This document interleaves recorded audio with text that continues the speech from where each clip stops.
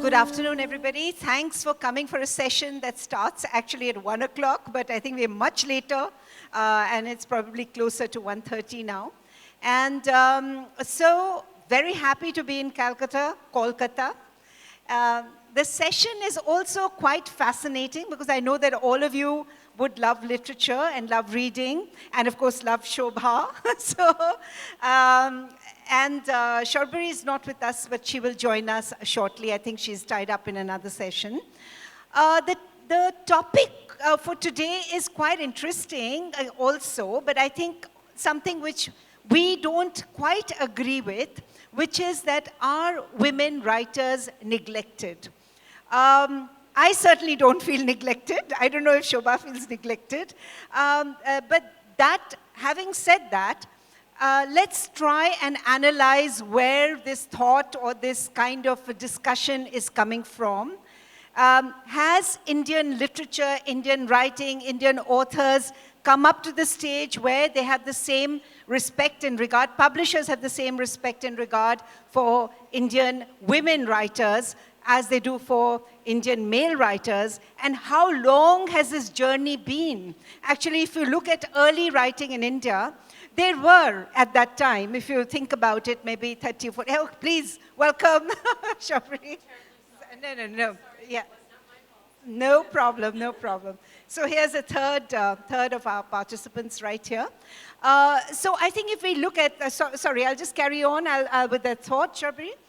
So basically, the notion that you could actually become a published author, was that a very difficult premise for women in the past, and an author who could support a family, look after that? I think we still haven't come to that point for many Indian women writers. However, is it a career that is taken seriously by women? That's one side of the question. The other side of the question, I think, is how seriously do publishers take Indian authors? So I think I'll just start off with Shobhaa.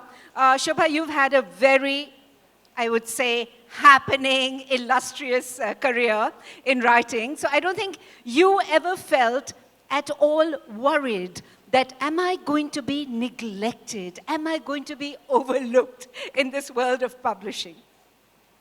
Well, thank you for the question, and good afternoon, and congratulations to Vinita and her team for organizing the second edition of the Times Lit Fest in Kolkata.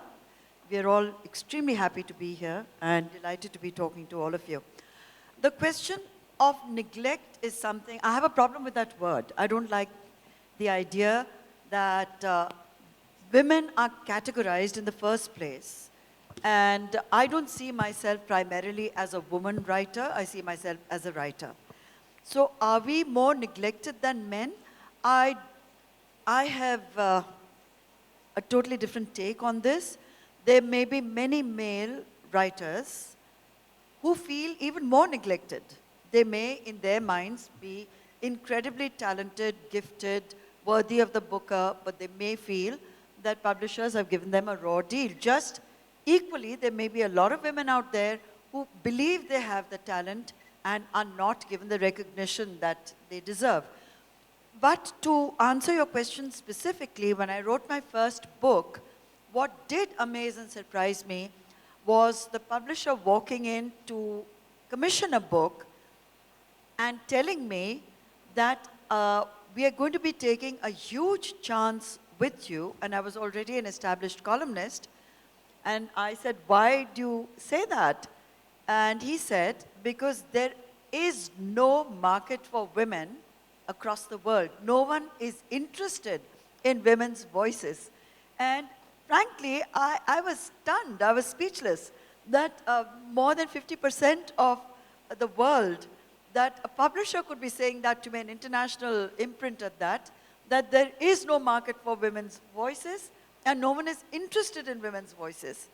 And the caveat was that if your first book is a commercial success, then you get your second book contract and so on. So for me, it was a no-brainer. I went out there, I wrote my book, it was a commercial success, and 20 books later, I believe, you know, he has been proved wrong because there are hundreds and hundreds of extraordinarily talented women out there, two right here next to me, who are speaking their minds, who are writing the books they want to, and are finding a huge audience for their work. Absolutely. So one point I do want to raise, which your publisher actually raised with you, is that there is no space for women's voices. I do want to point out that in most countries, especially where I also live part of the time in the UK, most of the readers are women. You know, they are the ones who provide the bulk of, you know, the readers and the book sales, etc. So if you do not have books which are addressing them, and when we talk about women's voices, I have to say, we were discussing this earlier, Shobhaa and I, that we have never written ever as a woman, you know, writing a book. We have written books on subjects which have appealed to us, and I may have, had I been a man, I may have picked those very same subjects. So it's not that I do, you know, discriminate between the subjects of, you know, that this is meant to be written by a woman, for women, etc. I think you're right about what you're passionate about. And that's the point, Shobhaa, because you have always been writing straight from the heart, sometimes on your sleeve, and putting it all out there for people to read. It's a point of view. It's a very strong, you may agree, disagree. And I still remember the kind of concern that Shobhaa raised in her very early books when she started writing very openly about sex and so on, which again is something women did not do. So definitely it was, these things push the envelope further. They make the door wider. They make it like, you know, for many more authors, therefore women authors to come and to become bold enough to write. Of course, we did have before that Kamla Das and, you know, other writers as well who have done similar kind of very, erotic literature along with other kinds of literature. But did that make the publishers nervous in any way? Did they feel that, no, women can't do this kind of thing, or there would be no readers for this kind of thing? How do you feel about it, Sharbari? Though your career, I think, has been largely abroad, your writing has been, how do you find, you know, recently I saw this film called The Wife, which is got Glenn Close in it. I don't know how many of you have seen The Wife. Has anybody? Anyone seen the film? Okay.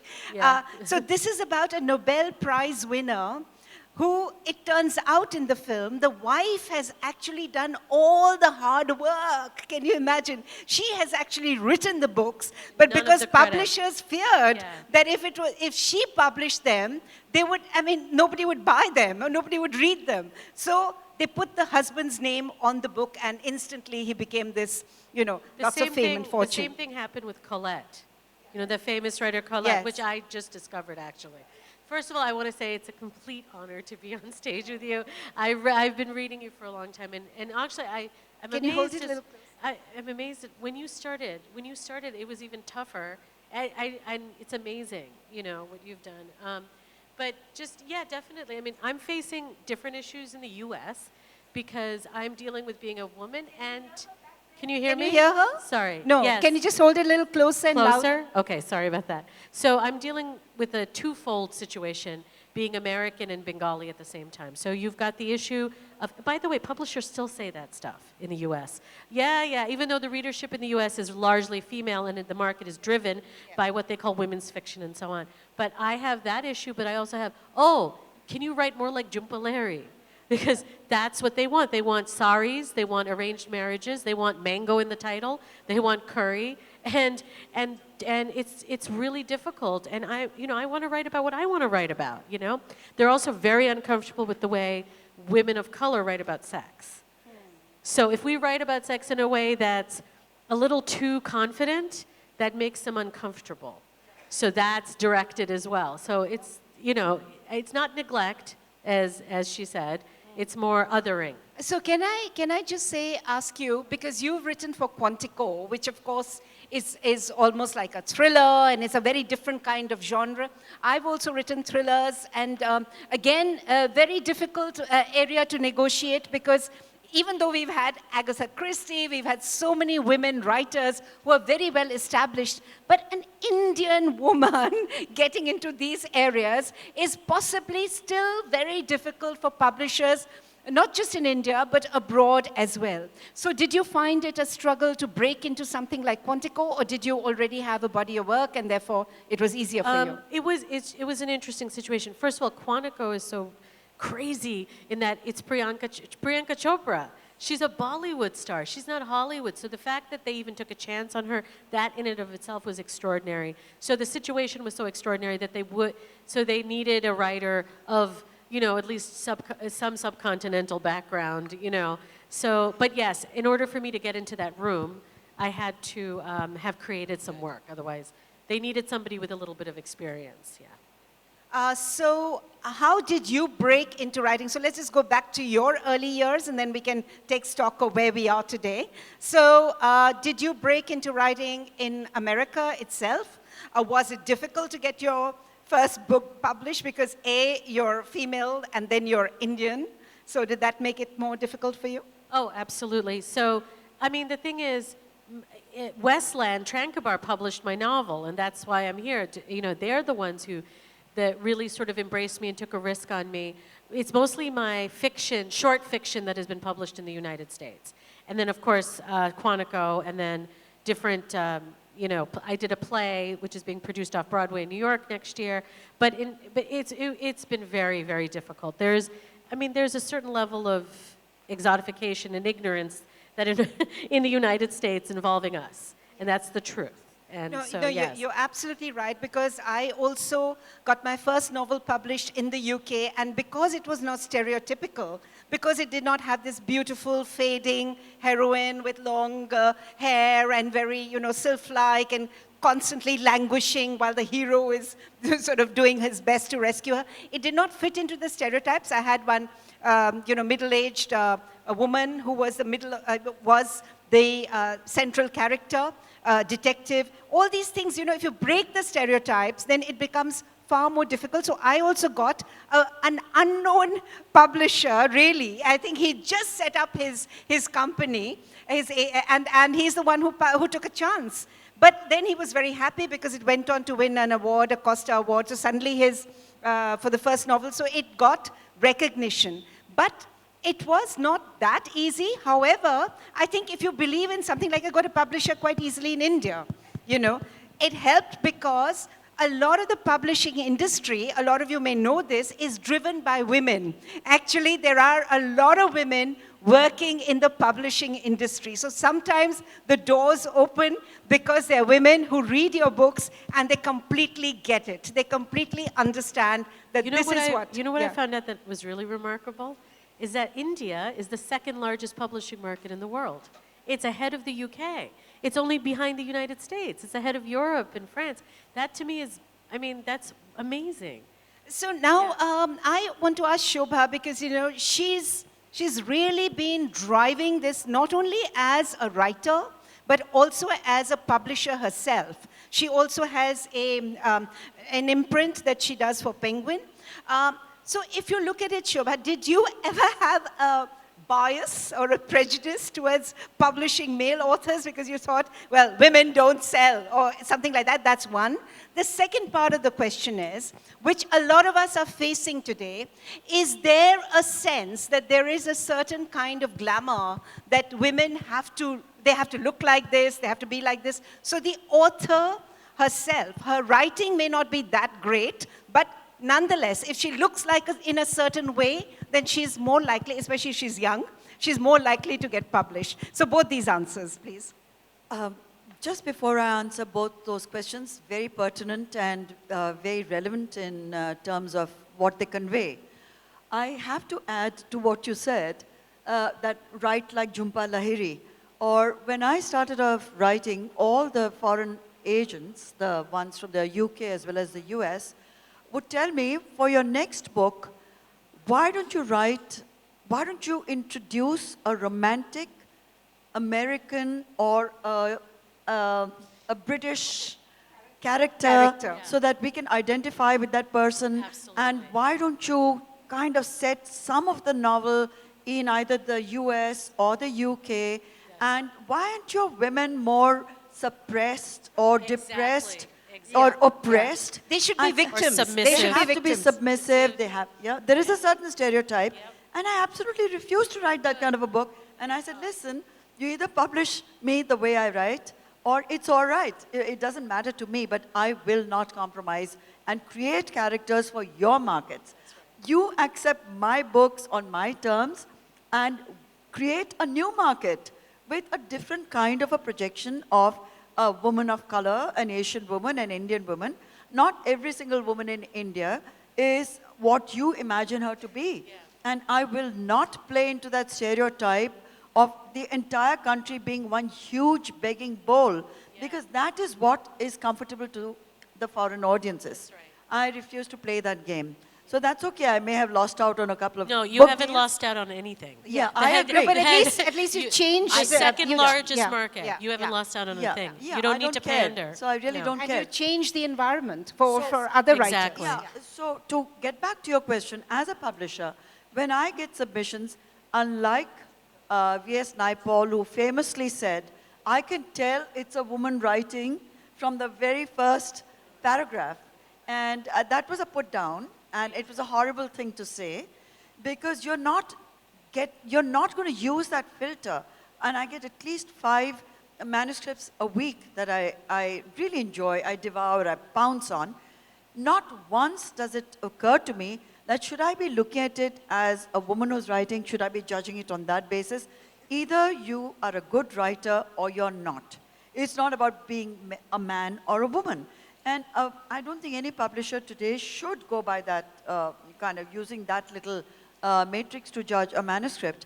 But about marketability, yes, what you've said is just the tip of the iceberg, because a lot of people may not be aware that today's edit mates in the most prestigious publishing houses are run by the marketing team. It's no longer about editors who pitch a book based on the quality of writing.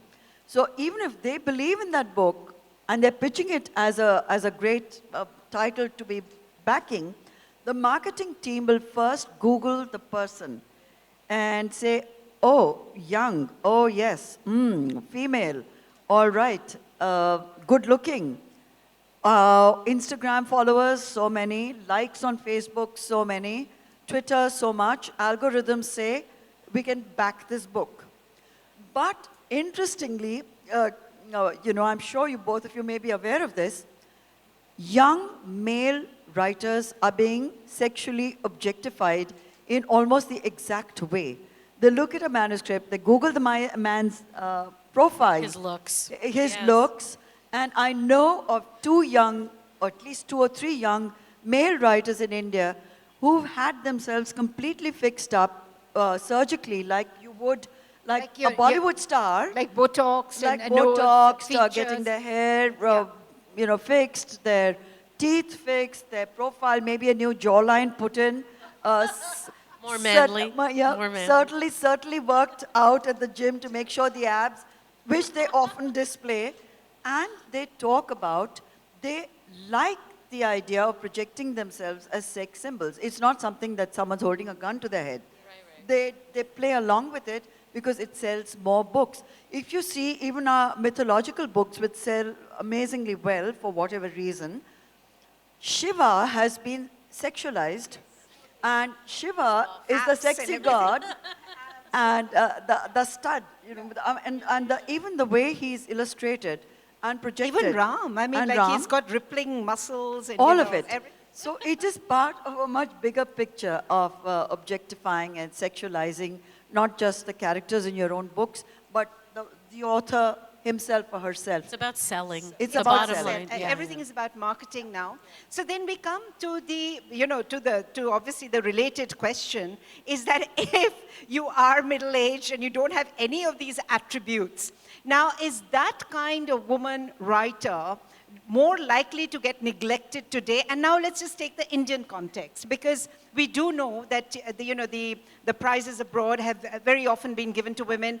not necessarily because of their marketability. But often, let me also put the other side of the story, is those books don't necessarily sell. I mean, nobody's really pushing those books very hard. They may win the Orange Prize, they may, this prize, that prize, but that doesn't mean that they have sold even a single copy because nobody's backing that book. Not because it's not excellent writing, but because what the author may look like or, may come across like. So similarly, in India, is that kind of an author likely to get neglected? What is your opinion? I'll just answer that briefly and then we'll go to Sharbari. That I decided to upend all of this and to turn it to my own advantage because I wanted to break through the ageist barrier myself, and forcefully, because women are definitely targeted and put into an ageist slot, not just in India, but across the world. So I did it first by writing Shobhaa at 60, and I've just done it, coming up 2 years, Shobhaa at 70. Because I wanted to say that it's ridiculous to be able to be apologetic about your age. Why should I be apologetic about my age? But I have to say, was Kishwar Singh apologetic at 80, writing? No. Is Mulkraj Anand, was he apologetic at 80, 90? Was he being judged on how he has aged? But you're an extraordinary case. No, it's not about that. She's totally It's not correct. about me. It's about speaking up on behalf of middle-aged ladies, senior citizens, absolutely. women. And taking it head on. And taking it head on and turning it around to say, look, there's no question of being discriminated against or neglected, because what I'm saying ought to be more important than how I look. No, And 100%. also because there is a large readership. I think this is where the publishers often get it wrong, because they only think that the 20s, people who are under 20 are reading Chetan Bhagat, and therefore that is the kind of book you should be putting out there. They forget that a lot of the people who are sitting at home actually reading books are the elderly, and what we call senior citizens, But none of us want to be, left out of the story. And I think that is what Shobhaa has done, is that she has managed to put the story of, the 60s and the 70s, people in that age group out there. What do you think? But what I meant by extraordinary is that the thing is, you've been doing this before it was a trend to do this, because right now you have to look in the United States. Jennifer Lopez has owned 50, and I am extremely grateful to her for that. Madonna is 50 or 60? No, Madonna's 60. 60. 60. She owned Madonna. But I have to tell you that, I think here you're one of the few that have been doing this for a while, and that's what I meant by extraordinary. Yeah. Do you know what I mean? I mean, you were doing it before Jennifer Lopez and Madonna. And you see, things are getting. It's so ageist in the U.S. It's unbelievable. Hollywood is a prime example of you turn 40 and suddenly you're invisible. You have absolutely even for a writer? Even for a writer, because yes. you're behind the Yes. scenes. You're not even coming up front there. Yes, very much so. So it's very important that people like you are doing this here and there. It's extremely imperative to own your age, to be proud of it, because there's such an incredible strength in being older. Yeah, I mean, a wisdom and a power, not just a power, which Jennifer Lopez and stuff are own. But writers are still, you see, Hollywood at least, it's visual, right? We're seeing Jennifer, she's out there, she looks fabulous. But the authors, we're not seeing them, so it's difficult to package or brand an author of a certain age. So is that because the industry, so even though, we believe that women are more visible and therefore they are getting more work, etc. The industry, whether we talk about Hollywood or we talk about script writing, etc., or we talk about the publishing industry in India or abroad, it's very patriarchal still. I mean, you might have a woman heading it, but that doesn't stop her from being as patriarchal as a man, because she also wants to drive the numbers. She wants to see that this book sells. And so what would sell? You have to package it properly, and you have to do all those things. So that is the kind of change probably that needs to come in. And why is it that, a plump, middle-aged man, balding, etc., can be a best-selling author in India and have, people, this room would be like full right to the back, if somebody like that was speaking. But if it is women, or it is one woman who's maybe, whatever, doesn't fit that glamour stereotype, it would be like maybe just 5 or 6 people sitting in this room. So there is, what is it in our mindset, Shobhaa, that we tend to ourselves discriminate, whether we are male or female, even as readers. You may not even know who this thing is, but already the discrimination factor has happened. Well, that is a mindset which is going to take a long, long time to change. However, there is an exception when you're talking about a hugely successful female writer in India. I'm thinking Sudha Murthy. Yeah. She breaks every stereotype in terms of what she's writing, the way she looks, the way she presents herself. There is content that people identify with. It's not because she's Shobhaa Murthy. It's not because she is. There's another one who, Shobhaa Mudgal, who's just on a, who's written, I find that book extraordinary. Looking for Miss Sargam. It is outstanding, and I was in conversation with her in Mumbai, and each story is like a mini movie script. Each one has the potential to make a fabulous, even a short film, because she writes very well. She is not a writer primarily, she's a singer, and she has a huge fan base.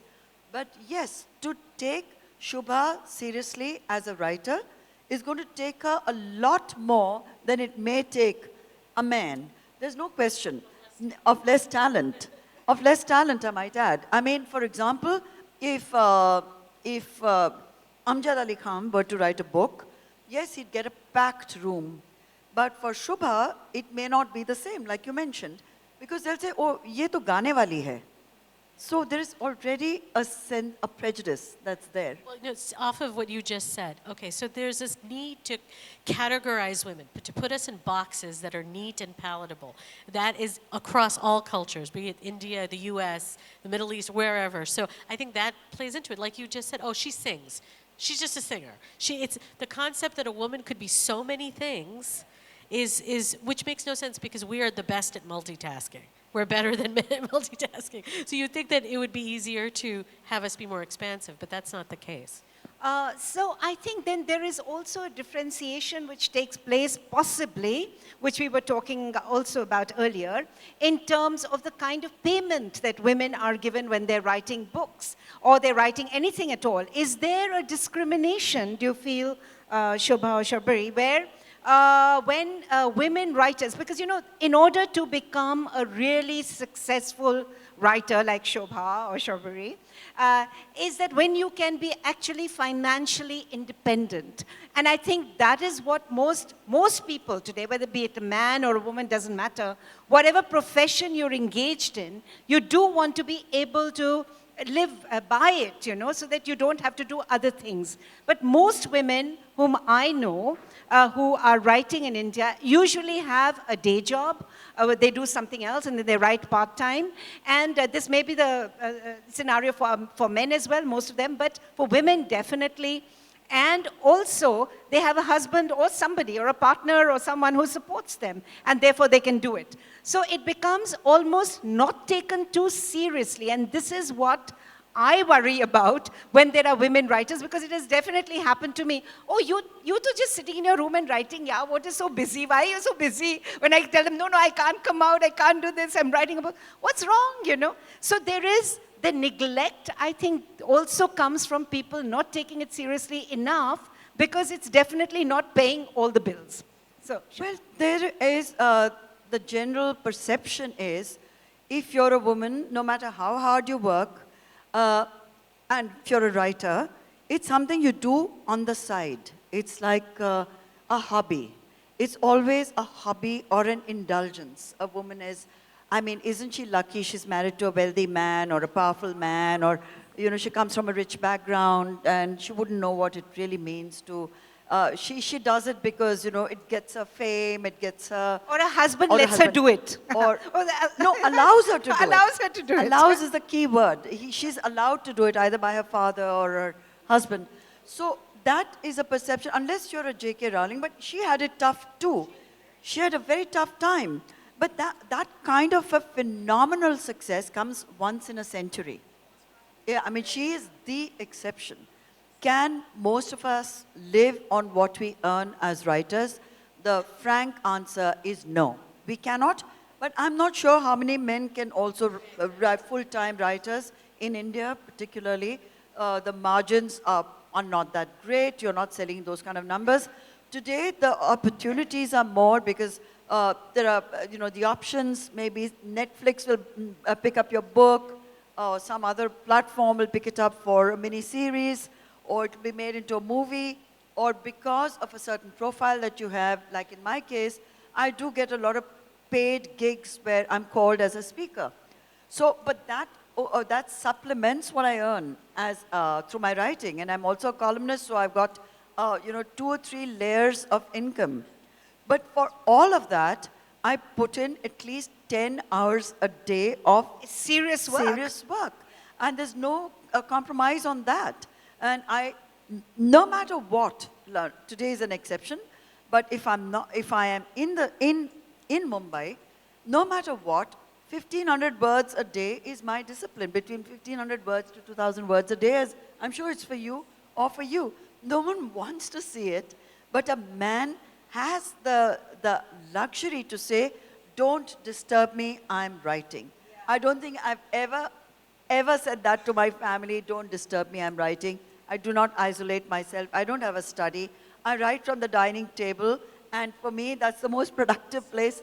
Yeah, so do you. I think we all write from the dining table. So I can keep an eye on what everybody's everything. doing. Exactly. It's the center of the house. Exactly, it's the center of the house. And it works well for me because I've just trained myself to write from the dining table. But I don't think I would have had actually the privilege of saying, I need a study, or I need to go off to the Himalayas to write my next masterpiece. A man can say it, and society, family will make those concessions. And I know that there are men who write, whose wives will tiptoe around the house and tell the children, don't disturb him, he's writing. Whereas no one thinks twice about disturbing me. At any time of the day when I'm writing, and they say, mom's at it again. Like, what's mom doing? She's writing, big deal.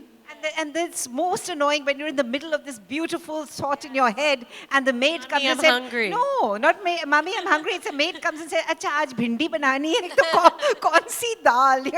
And you're saying, "What?" Yeah, tell me. No, everything she said. I mean, I don't even know what I could add to it.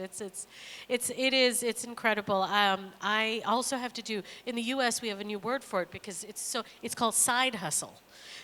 Side hustle. Side hustle. So as a writer, unless you're J.K. Rowling, you have to have a side hustle. And my side hustle is sometimes I have to get hired to write scripts.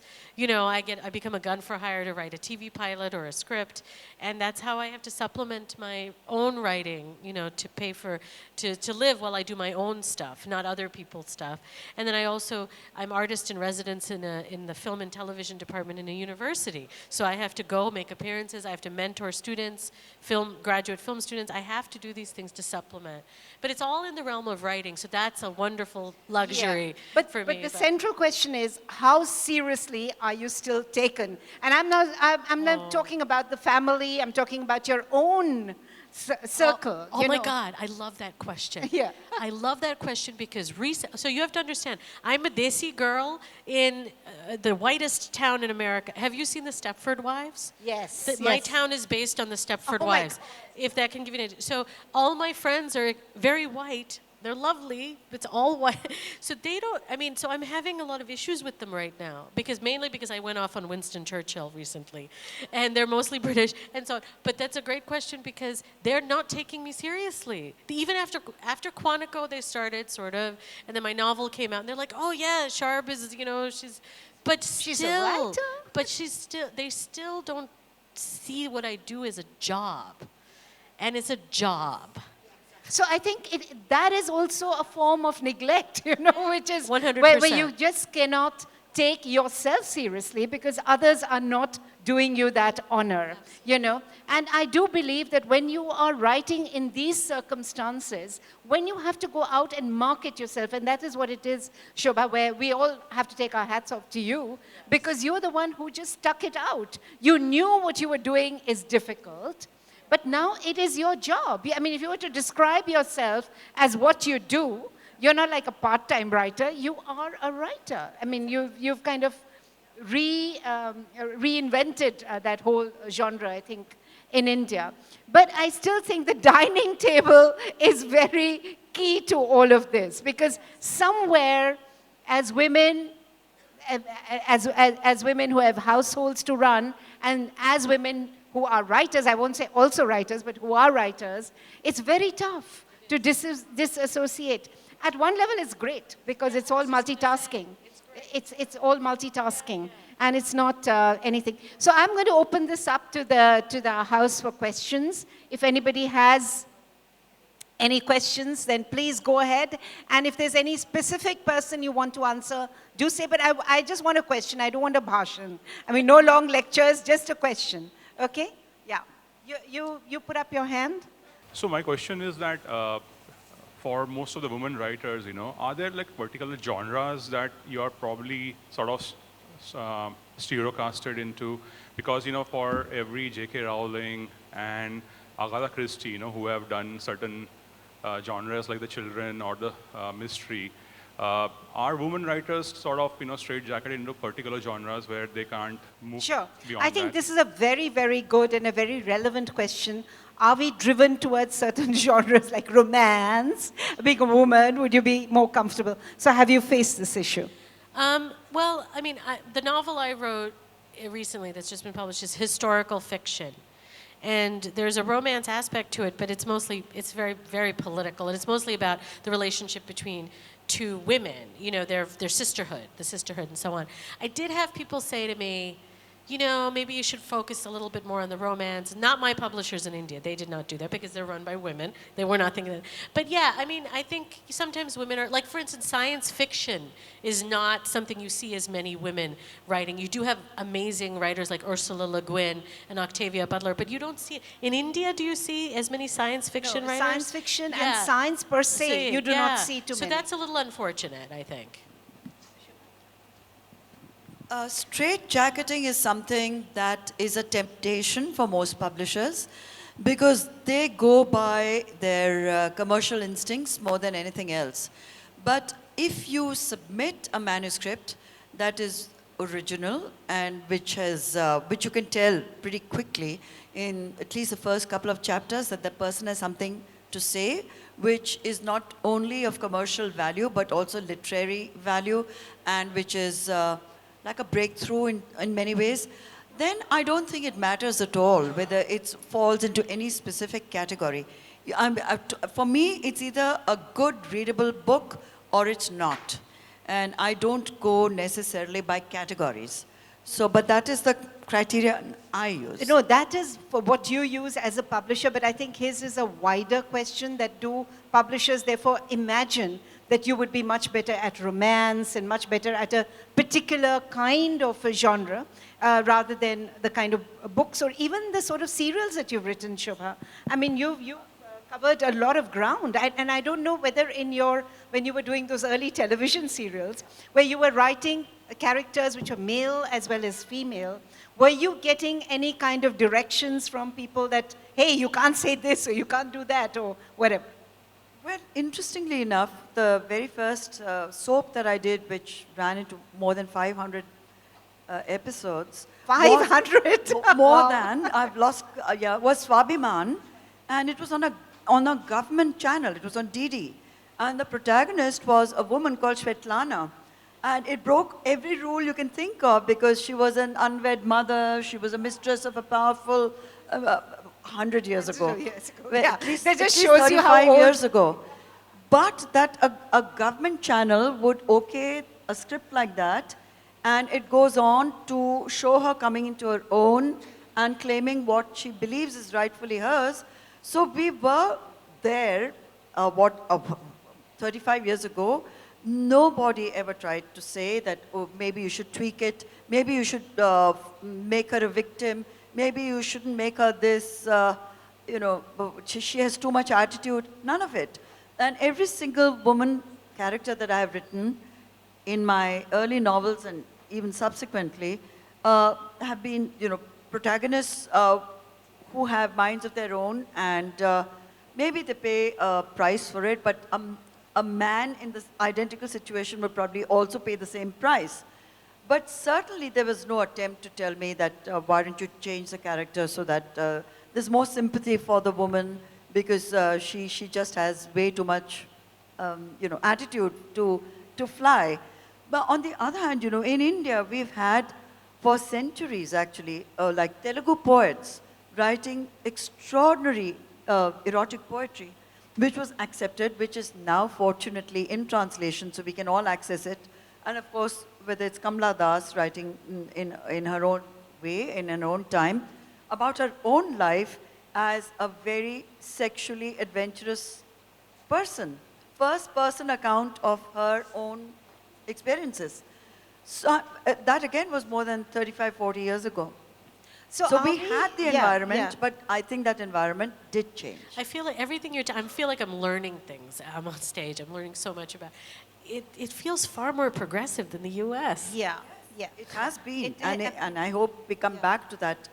Progressive. Progressive. I think because as the publishing industry grows, it also gets, the boxes also appear. There will be certain kind of categorization. Because, for example, when I wrote my first novel, I just wrote it as a novel. But when I gave it to my publisher, she said, oh, you've written a thriller. I didn't even realize because I was looking at a particular, which is the best way to communicate what I want to say. And then it got slotted into a straitjacket that this is a thriller, sort of thing. So in similar ways. That happens to men too. Yeah, sorry? Yeah, that happens to men too. Yeah, that happens to men. But what I'm saying is that along with that come other things, things that you can do, things that you can't do, and then let's just examine the whole problem where women, I wouldn't say get neglected, but certainly get chastised. Is when we talk about sex. We did cover this. When your book actually addresses the whole issue of sex. So you said, oh yes. So I want to know about that. Well, yes, because right now, just to complete the point, there's a disgusting category which is called chicklet. Yeah. And I've said it earlier, and I'll repeat it again. If there is no dicklet, why should there be chicklet? I mean, that category itself is discriminatory and is creating, barriers. Now, when I did write my first book, and then, of course, after that, Starry Nights and other books, which dealt with female sexuality in a very upfront way, I was, my God, chastised is a very, very mild word. I was slaughtered in print and across the board for how dare you, For most women, it is that, how dare you, about anything that is outside that box. You cannot step outside that Lakshman Rekha, which is the patriarchal society normally creates. As long as you behave yourself and write books about women suffering, it's fine. Virginally a virgin suffering in terrible ways in an abusive marriage with an alcoholic husband and living a life of deprivation and poverty, which is true for, of course, must Till she's rescued by another man. By a man. Yes. But in a context like India, it is the reality of 90% of our women. There's no question that they lead lives of utter deprivation. But a writer has the right to choose their subjects. And they should not be dictated to as to which category or which class of society they should write about. They write about what they know best. It's a bit pretentious after all, you're not Raja Ram Mohan Roy. You're writing a story. You're not there necessarily to reform society. That's right. If you're sending a message through your own writing, that's fantastic. But even at the end of it all, when you deconstruct it, You are there to tell a story in the best way you can. And if it connects, that is your reward. If the readers respond to what you're saying, that is your prize. You want to writing comment? that's beautiful, because writing with an agenda usually messes up the story. And also, doesn't it alienate your readers? I don't want to lecture to my readers. I mean, recently I interviewed, and someone asked me yesterday, was there a message in your novel? And I said, if there was, it wasn't as deliberate. If there was, it came out of the storytelling and the arcs and so on. Yeah. Okay, let's move on to the next question. Anybody has any more? Yeah, okay. There's a young lady here. Microphone, just get up and say it, because I don't know. There's no mic coming to you right now. Yeah.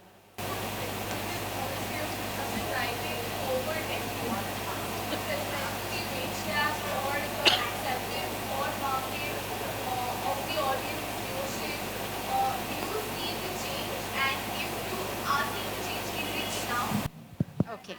So has there been a change in attitudes of the publishers and others towards a woman writing vis-a-vis what it used to be? Okay, can you start? I mean, I started writing about 15 years ago. So definitely there's a change, definitely. I mean, I can speak mostly to the US market or the foreign market.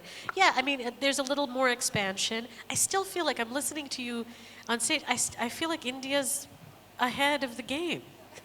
No, we are. No, we are. Compared We to the definitely US. are. Probably are, yeah. I have to say, in terms of like being expansive and opening up storylines and having these incredibly strong characters, I mean, I can't believe it. I mean, the US, yeah, white women, yes, but African American women or South Asian women in the US we're in this category, oppressed, submissive, sexually, unadventurous, and so on. So the US has a long way to go, but I can't speak to India, but we're still behind the curve. A very quick question on that is, did Priyanka actually, therefore, Priyanka Chopra in Quantico, did she actually push the envelope? Did she make She did.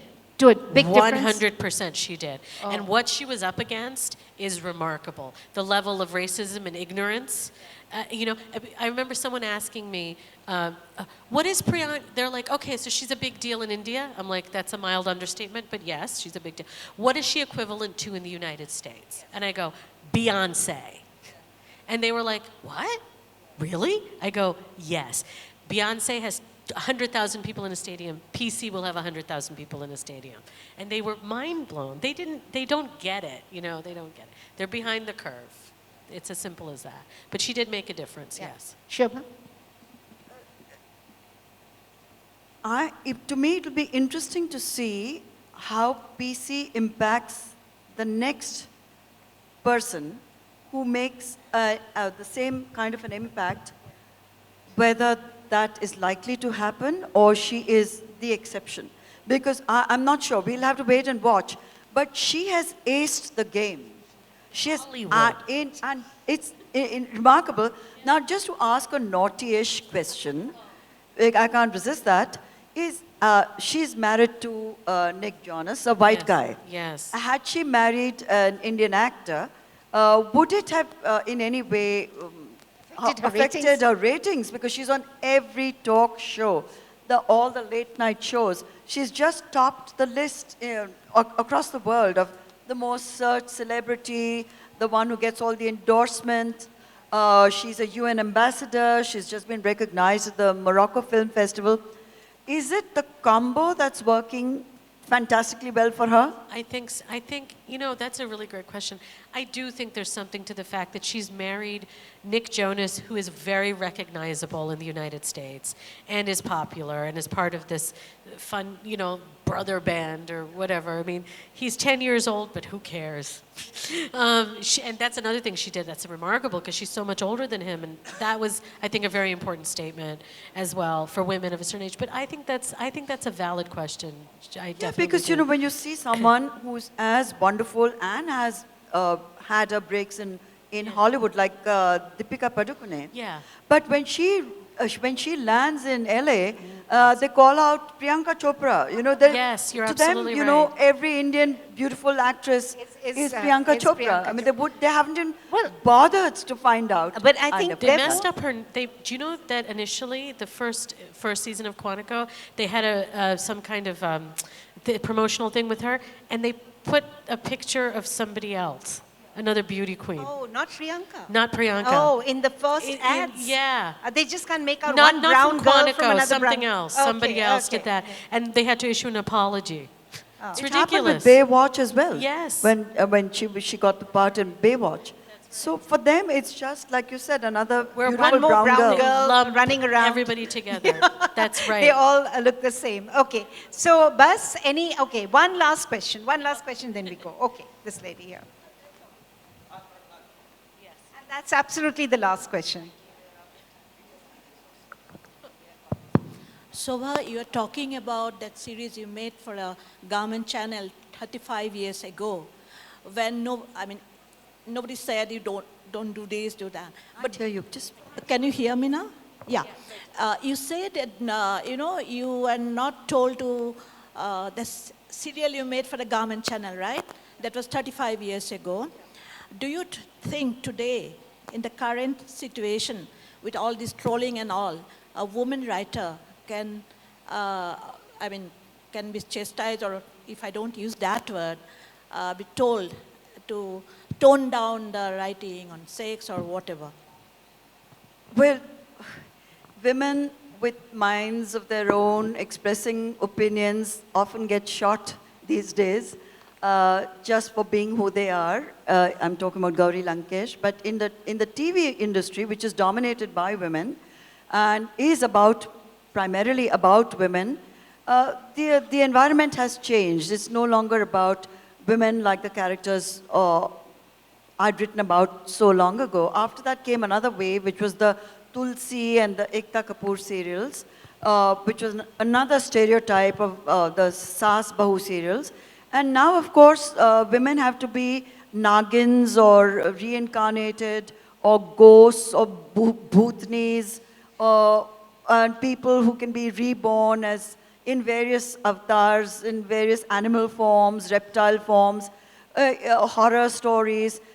So I think each decade comes Also with its own. Netflix, which has but, changed, like but those four girls Netflix has changed things a lot, and there are being, women are being encouraged to write parts for women, which reflect today's realities and contemporary realities much more. So there is optimism on one level, there is hope.